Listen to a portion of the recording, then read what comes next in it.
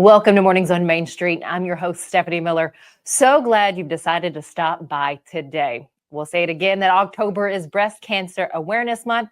And today we are sharing with you how breast health advocacy is really now in your hands. This is all thanks to an incredible app, the Feel for Your Life application. It was created by a breast cancer survivor herself, Jessica Baladad. She will be with us here shortly to talk to us not only about where the app is now, the work that she's doing in Washington, and how important it is to be your own advocate when it comes to breast health. Busy bee, yeah, busy bee. If you need Hold on, y'all. Hold on. I need to make a call. Hey, this is Brianna with Busy Bee. I'm giving you a call to let you know your technician is on his way. 833. Busy bee. Guys, not yet. Not yet.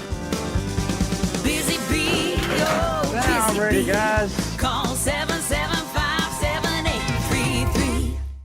Deep in a forest at Nashville Zoo, new creatures here for you to view. Phantoms graced in black and white swing high in trees of dappled light. In rocky crags, tall and steep, small antelopes with nimble feet. A wise old man with beard of white, a sentry perched on stony height. Amidst it all, a hunter lies, with coat of gold and steely eyes. A new adventure just for you.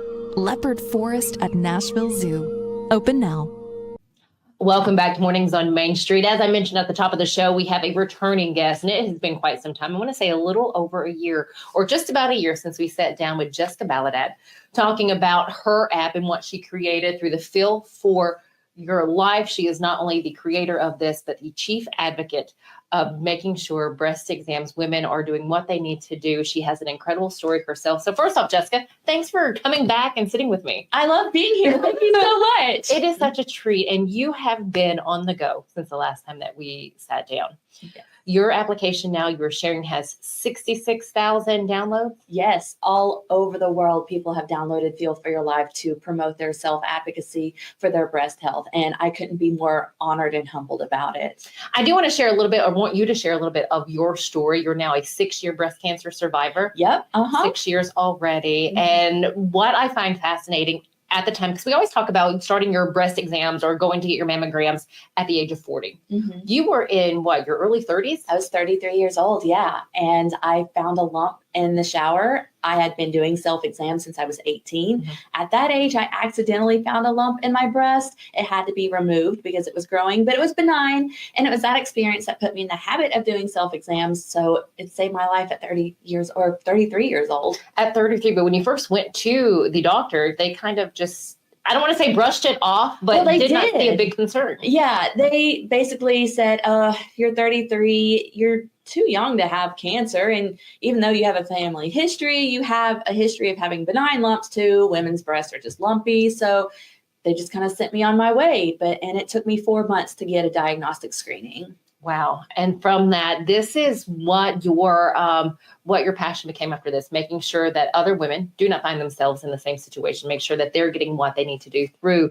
what you've created, the Feel for Your Life app, which I love the fact this is global now. Mm-hmm. What other work do you continue to do? Because you're in Washington quite a bit, continuing to advocate. Right. So I'm trying to close those loopholes that insurance companies try to exploit to deny care to patients. I've been there. I know what it's like.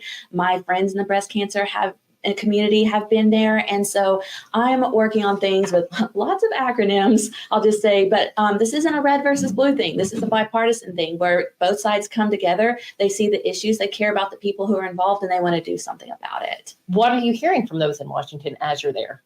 They are listening to the patient stories. They see how they're being affected. They see what struggles that they have, and they want to actually do something about it. So one thing that I'm working on is something that would allow health savings accounts to be allowed for people who have plans through Obamacare or the Affordable Care Act.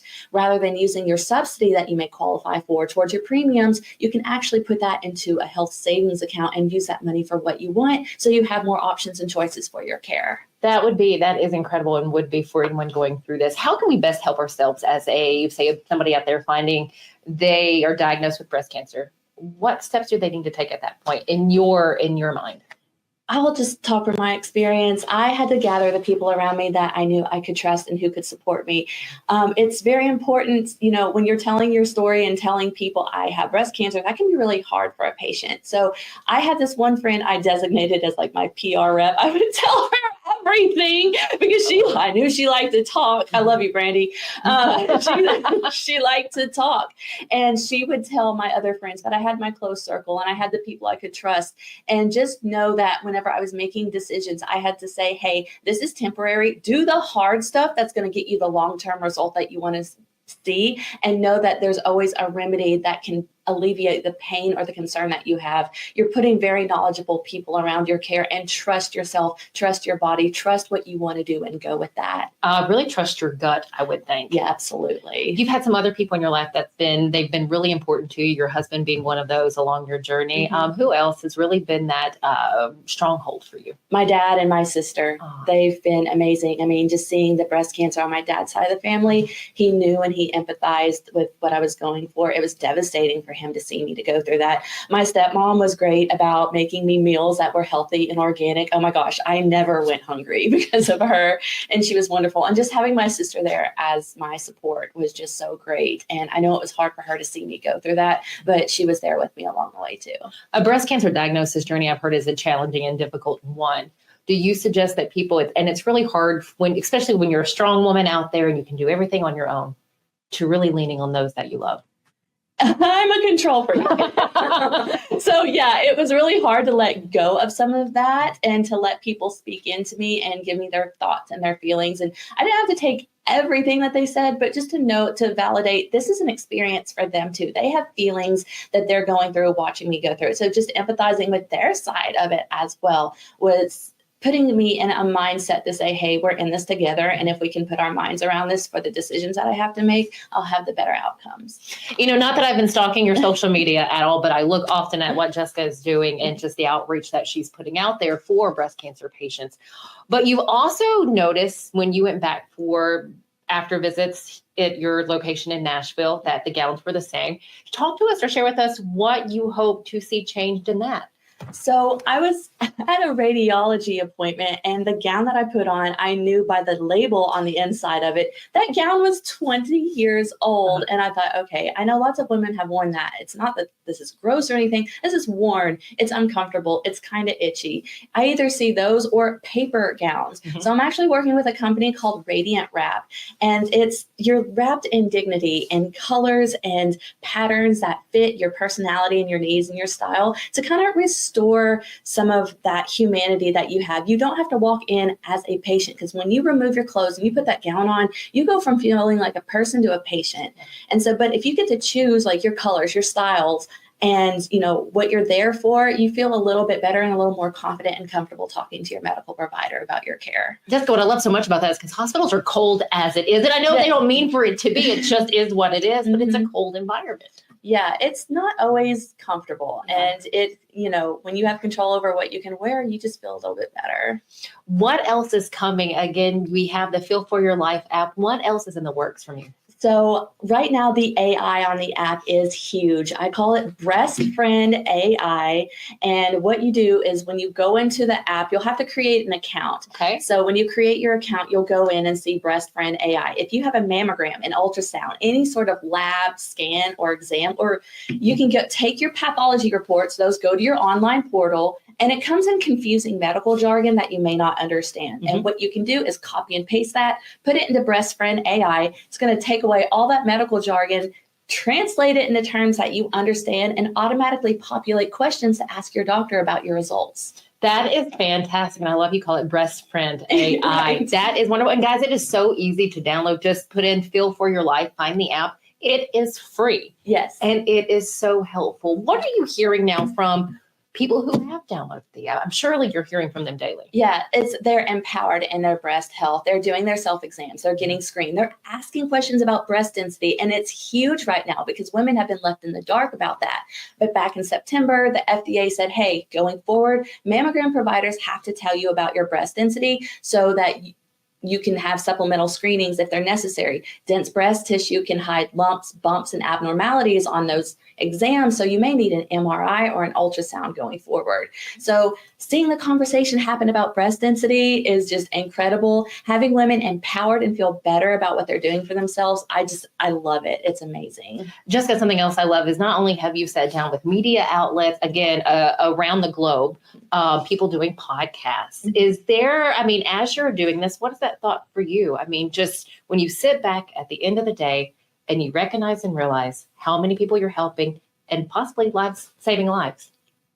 It's overwhelmingly like humble. And I can't believe the people who have just trusted me, who believe in my story, who know what I've gone through, and they see, hey, look at her on the other side of cancer. You know, she went through something really hard. And I know that if I advocate for myself now, if she can do it, I can do it too. And it's amazing. There's a quote I've said over and over in a number of shows talking to certain people. You may not be able to change the world, but you may be able to change the world for one person. Jessica Baladad, you're doing that as people download your app, and it's helping them. Thank you for all that you do. Is there anything that we haven't touched on that you want to make sure we know, either what's going on with you or the Feel for Your Life application? Well, I would just say to all women or anyone, find a great doctor to advocate with you and meet your goals. Do your self-exams through the Feel for Your Life app. Get screened or talk about what your future screening should look like. Know your breast density and understand your genetic disposition to breast cancer. 100%. Not only, again, October being Breast Cancer Awareness Month, but this is something that we need to be aware of. It needs to be in the forefront of our minds as women throughout the entire year for 12 months. If you have not downloaded Feel for Your Life, download it now. Again, we thank founder and chief advocate for Feel for Your Life, Jessica Baladad, for sharing this with us once again. Thank you so much. And always, please be safe on your travels. Of course. Thank you so much. I You're appreciate welcome. it. Stick with us. We'll be right back. He shoots and he scores!